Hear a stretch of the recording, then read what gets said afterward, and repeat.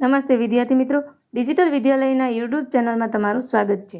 વિદ્યાર્થી મિત્રો, આજે આપણે ગુજરાતીના પાઠ નંબર 4 દૃષ્ટિ પારની સૃષ્ટિ પાઠના સ્વાધ્યાયનું સંપૂર્ણ સોલ્યુશન જોશું। સ્વાધ્યાયની શરૂઆત કરતા પહેલા જો તમે હજી સુધી ચેનલને સબસ્ક્રાઇબ ના કરી હોય તો સબસ્ક્રાઇબ કરી બાજુમાં આપેલ બેલ આઇકન દબાવી દેવું, જેથી નવા વિડીયો તમારા સુધી પહોંચી શકે। હવે આપણે સ્વાધ્યાયની શરૂઆત કરીએ। પ્રશ્ન 1, તમને વાર્તામાં ક્યાં નવાઈ લાગી અને શાની?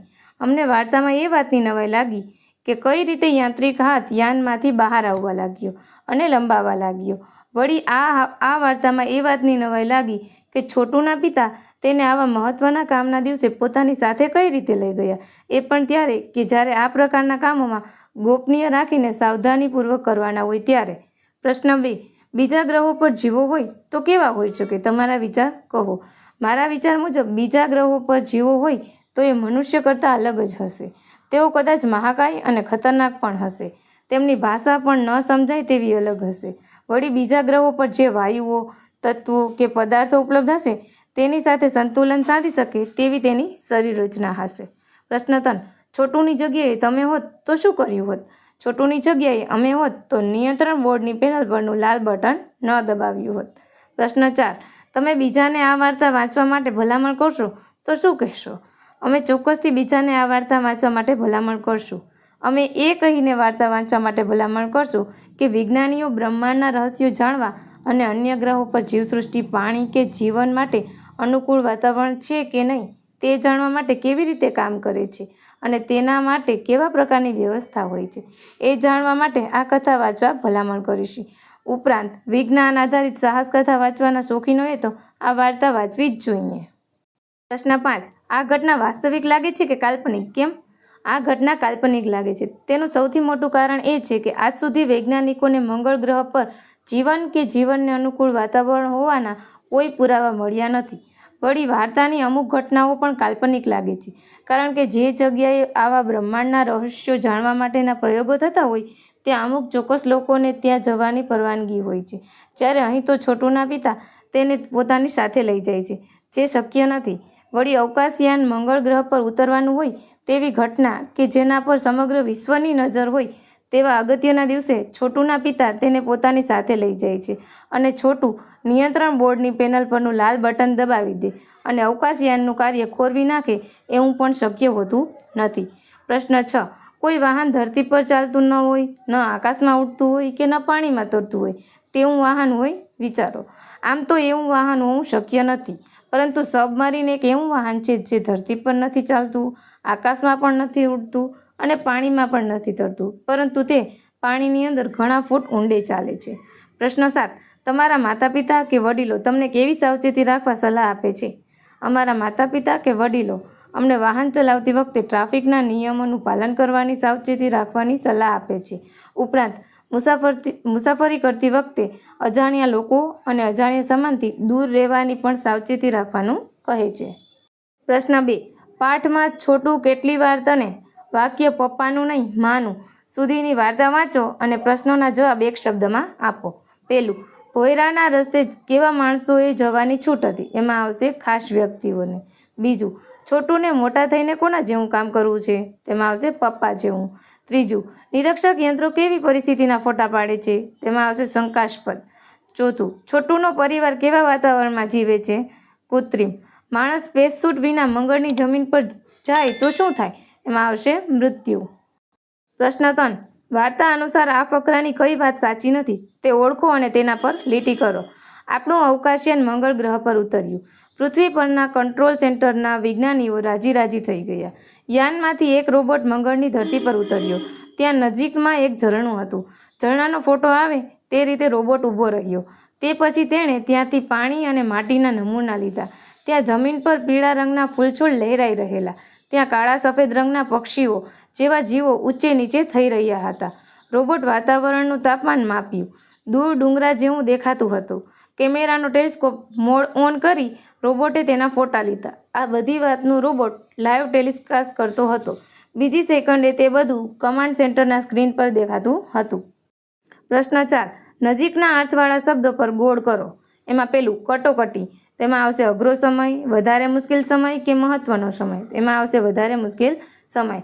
બીજું, રજમાત્ર, ફક્ત ધૂળ જેવું, બિલકુલ નહીં, ઘણું ખરું કે જરાક? તો એમાં આવશે જરાક. ત્રીજું, વસાહત તો માણસોનું ટોળું, વસ્તી કે રહેવા માટેની જગ્યા? તો એમાં આવશે રહેવા માટેની જગ્યા. ચોથું, યથાસ્થાન, ઉપયોગી જગ્યા, જ્યાં હોય ત્યાં, એક જગ્યાએથી બીજી જગ્યાએ જવું પર? એમાં આવશે જ્યાં હોય ત્યાં. પાંચમું આવશે જીવસૃષ્ટિ, એટલે કે સજીવોનું સહજીવન, સમુદ્રી જીવો, સર્વ પશુ પક્ષીઓ કે જીવતું જગત? એમાં આવશે સજીવોનું સહજીવન. છઠ્ઠું, વહારે આવવું, એટલે કે મદદ કરવી, સાથે આવવું કે પાછળ પાછળ આવવું? તો એમાં આવશે મદદ કરવી. સાતમું, નિરીક્ષણ, તો ધ્યાનથી જોવું, નજર કરવી, તાકી રહેવું, શિક્ષણ વગરનું? તો એમાં જવાબ આવશે ધ્યાનથી જોવું. 5, અ ને બ સાથે જોડીને અર્થપૂર્ણ વાક્ય બનાવો. એમાં ઉદાહરણ આપ્યું છે, વસાહતનો રજમાત્ર પુરાવો નુકસાનકારક સાબિત થયો. એવી જ રીતે બીજા વાક્ય બનાવવાના છે. જેણે સ્પેસ સૂટ પહેર્યો હોય તે ચંદ્ર પર અવકાશમાં જઈ શકે. બીજું, અવકાશયાન પર કાબુ નિયંત્રણ કાળની મદદથી રખાય. ત્રીજું, કાર્યક્રમ પૂરો થતાં બધી સામગ્રી યથાસ્થાને મૂકવામાં આવશે. ચોથું, વસાહતનો રજમાત્ર પુરાવો નુકસાનકારક સાબિત થઈ શકે. પાંચમું, જોખમી કારખાનાઓમાં ઠેર ઠેર ભયસૂચક ઘંટડીઓ મૂકેલી હોય છે. છઠ્ઠું, સચિવાલય જેવી જગ્યાઓએ પ્રવેશ માટે સિક્યોરિટી પાસ જરૂરી હોય છે. સાતમું, પાયલોટ બનવા માટે વિજ્ઞાનના તંત્રજ્ઞ થવું જરૂરી છે. પ્રશ્ન 6, ઉદાહરણ મુજબ શબ્દ બનાવો. એમાં પહેલું આપ્યું છે ઉતરાણ, તો શું આવશે? ઉતરવું. લખાણ તો લખવું. ચઢાણ તો ચઢવું. વહેણ તો વહેતું. દબાણ દબાવવું. ખેડાણ ખેડવું. લંબાણ તો લંબાવવું. ધોવાણ તો ધોવાવું. પ્રશ્ન નંબર 7, નજીકના અર્થ દર્શાવતા વિકલ્પ સામે સાચાની નિશાની કરો. એમાં પહેલું, સામાન્ય માણસોને ભોયરાના રસ્તે જવાની મનાઈ હતી, કારણ કે તે રસ્તો જ્યાં ખુલતો હતો ત્યાં રહેવા સ્પેસ સૂટની જરૂર હતી. બીજું, નિરીક્ષણ યંત્રએ ગણવેશધારી સુરક્ષા કર્મચારીઓને શંકાસ્પદ પરિસ્થિતિની સૂચના આપી, કારણ કે નાનો છોકરો ત્યાં હતો. ત્રીજું, મંગળની જમીન પર જનારે સ્પેશિયલ સૂટ પહેરવી પડે છે, કારણ કે ત્યાંના વાતાવરણમાં પૂરતો પ્રાણવાયુ નથી. પ્રશ્ન 8, પ્રશ્નોના જવાબ આપો. છોટું માટે ભોયરામાં જવાનો શા માટે પ્રતિબંધ હતો? કારણ કે સામાન્ય માણસ માટે ભોયરાના રસ્તે જવાની મનાઈ હતી. કેટલીક નક્કી કરેલી વ્યક્તિઓને બાદ કરતાં બાકીનાઓ માટે ત્યાં જવાની મનાઈ હતી. ત્યાં જવા માટે ખાસ પ્રકારના સ્પેસ સૂટ અને બૂટ પહેરવા પડે. ત્યાં જવા માટે ખાસ તાલીમ લેવી પડે અને અત્યંત ઠંડી પણ હોય છે. વળી છોટું તો બાળક હતો. આમ આ કારણોસર છોટું માટે ભોયરામાં જવાનો પ્રતિબંધ હતો. બીજું, મંગળના ભોયરામાંથી સપાટી પર જનારે કઈ કઈ તૈયારી કરવી પડે? મંગળ પરના ભોયરામાંથી સપાટી પર જનારે ખાસ સ્પેસ સૂટ પહેરવું પડે, કારણ કે મંગળ પર પ્રાણવાયુ નથી. તે સ્પેસ સૂટમાંથી શ્વાસ લેવા માટે પ્રાણવાયુ મળી રહે તેવી વ્યવસ્થા કરેલી હોય છે. વળી ત્યાં અતિશય ઠંડી હોય છે, તો તેનાથી બચવા માટે પણ સ્પેસ સૂટ જરૂરી હોય છે. ત્યાંની સપાટી પર ચાલવા માટે ખાસ પ્રકારના બૂટ પહેરવા પડે અને હરવા ફરવા માટે પણ તાલીમ લેવી પડે છે. પ્રશ્ન 3, મંગળ પરના લોકોનું જીવન જમીનની નીચે સરળતાથી કેમ ચાલે છે? મંગળ પરના લોકોનું જીવન જમીનની નીચે સરળતાથી ચાલે છે, કારણ કે યંત્ર વિજ્ઞાનીની સહાયથી જમીનની નીચે કૃત્રિમ વાતાવરણ ઊભું કરવામાં આવ્યું છે અને તેને માનવ વસવાટને યોગ્ય બનાવવામાં આવ્યું છે. ઉપરના યંત્રોની મદદથી સૂર્યપ્રકાશનો ઉપયોગ કરીને લોકોનું જીવન સરળતાથી ચાલે તેવી વ્યવસ્થા કરવામાં આવી છે. પ્રશ્ન નંબર 4, મંગળની વસાહત પર સંરક્ષણ કરનાર અવકાશયાન વિશે માહિતી આપો. મંગળની વસાહત પર સંરક્ષણ કરનાર અવકાશયાન વિશે માહિતી આપે છે કે તેમને અવકાશમાં જ નકામી બનાવી દઈએ તો નીચે ઉતરવા હોય તો તે માટેના યંત્રો આપણી પાસે જરૂર નથી, પરંતુ જો તે પોતાની મેળે નીચે ઉતરી આવે તો પછી તેને નકામા બનાવી દેવાની સામર્થ્ય આપણી પાસે છે. અને મળેલી માહિતી મુજબ આ યાનની અંદર માત્ર યંત્રો જ છે, કોઈ જીવ નથી. પ્રશ્ન 5, મંગળના વિજ્ઞાનીઓએ અવકાશયાનને નકામું બનાવવામાં શું જોખમ લાગે છે? મંગળના વિજ્ઞાનીઓને અવકાશયાન નકામું બનાવવામાં એ જોખમ લાગે છે કે યાન નકામું થવાની સાથે જ તેને મોકલનારા વૈજ્ઞાનિકોના અસ્તિત્વની પણ ખબર પડી જાય. પ્રશ્ન 6, વાઇકિંગ 1 મંગળ પર શા માટે આવે છે? તેનું શું પરિણામ આવે છે? વાઇકિંગ 1 મંગળ પર ત્યાંની માટીના નમૂના એકઠા કરી તેના પરથી મંગળ પર જીવસૃષ્ટિ છે કે નહીં તેનો અભ્યાસ કરવા માટે આવે છે. તેનું પરિણામ શૂન્ય આવે છે, કારણ કે મંગળ પર જીવસૃષ્ટિ હોવાનો રજ માત્ર પુરાવો પૃથ્વી પરના વિજ્ઞાનીઓને સાંપડ્યો નહીં. પ્રશ્ન નંબર 7. તમે પૃથ્વી પરના વિજ્ઞાનીઓની સમિતિમાં હોય તો વાઇકિંગ 1ના અભિયાન બાબતે શું જુદું કર્યું હોત? અમે પૃથ્વી પરના વૈજ્ઞાનિકોની સમિતિમાં હોત તો વાઇકિંગ 1ના અભિયાન વખતે યાનને વધુ આધુનિક સંશોધનોથી સુસજ્જ કર્યું હોત કે મંગળ પર દૂર દૂર સુધી ક્યાંય પણ જીવસૃષ્ટિની શક્યતા હોત તો તેને પ્રદર્શિત કરે. પ્રશ્ન 8. આ વાર્તાના આધારે મંગળ વિશે 5 વાક્ય લખો. એમાં પહેલું, મંગળ ગ્રહના વાતાવરણમાં પ્રાણવાયુ નથી. બીજું, મંગળ એ અત્યંત ઠંડો ગ્રહ છે. મંગળ ગ્રહ પર જવું હોય તો ખાસ પ્રકારનું સ્પેસસૂટ અને બૂટ પહેરવા પડે. ચોથું, મંગળ ગ્રહની સપાટી પર ચાલવા માટે તાલીમ લેવી પડે. પાંચમું, આપણા વૈજ્ઞાનિકોએ મંગળ પર જીવસૃષ્ટિની શક્યતાઓ તપાસવા માટે અવકાશયાન મોકલ્યું હતું અને માટીના નમૂના લીધા હતા અને તેના પરથી જાણવા મળ્યું કે મંગળ પર જીવસૃષ્ટિ નથી. પ્રશ્ન 9. વાર્તાના આધારે ઘટનાઓને યોગ્ય ક્રમમાં ગોઠવો. એમાં પહેલું આવશે, મંગળ પરના વૈજ્ઞાનિકો પોતાની હાજરી ગુપ્ત રાખવાનું નક્કી કરે છે. બીજું, મંગળ પરના વૈજ્ઞાનિકોએ આવેલા અવકાશયાનને છંછેડતા નથી. ત્રીજું, વાઇકિંગ 1 મંગળ પર ઉતરાણ કરે છે. ચોથું, છોટુની ભૂલથી વાઇકિંગ 1 યાનનો હાથ ખોટવાય છે.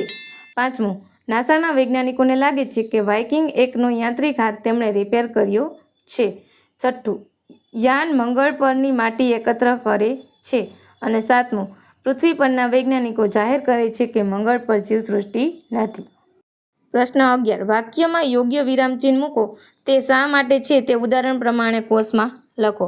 એમાં પહેલું, છોકરું પડી ગયું તો એ શું થાય? દુઃખ કે આઘાત માહિતી.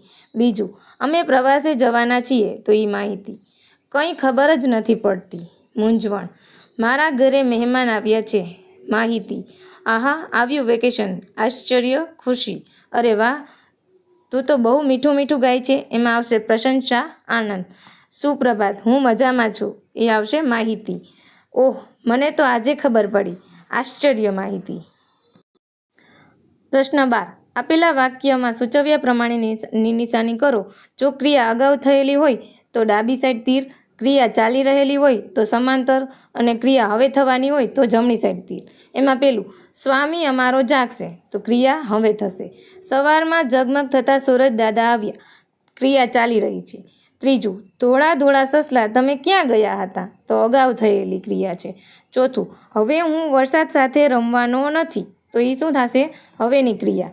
જાદુગરને જોઈને મને પણ જાદુ આવડી ગયો, અગાઉ થયેલી ક્રિયા. ઉત્તરાયણમાં પતંગ ચગાવવા લહાવો લૂંટીશું તો આ ક્રિયા હવે થશે. નાજુક નમણા હરણા નીચે કૂદી રહ્યા છે તો આ ક્રિયા ચાલી રહેલી છે. વિદ્યાર્થી મિત્રો, આજે આપણે પાઠ 4ના સ્વાધ્યાયનું સંપૂર્ણ સોલ્યુશન જોઈ ગયા. હવે પછીના વિડીયોમાં આપણે પાઠ નંબર 5ના સ્વાધ્યાયનું સોલ્યુશન જોશું.